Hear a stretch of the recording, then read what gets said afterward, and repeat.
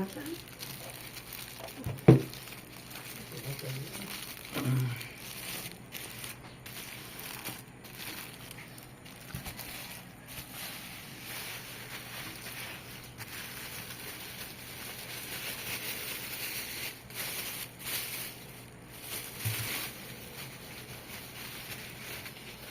Yung pala yung magkapatong. Ay, dalawang nakain ko.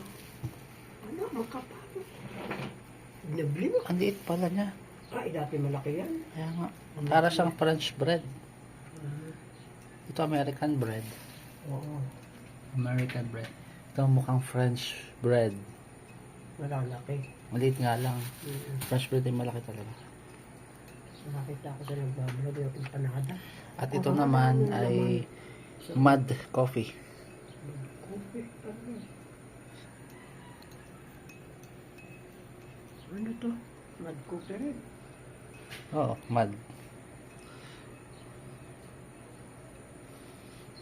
Nabos ko na yung munay. Munay. Naubos mo? Kailan na naman parang? Wala. Invisible ang pasas, ang raisin. Pero gusto ko ang lasa. Ayaw ko na maasim eh. Hindi siya maasim.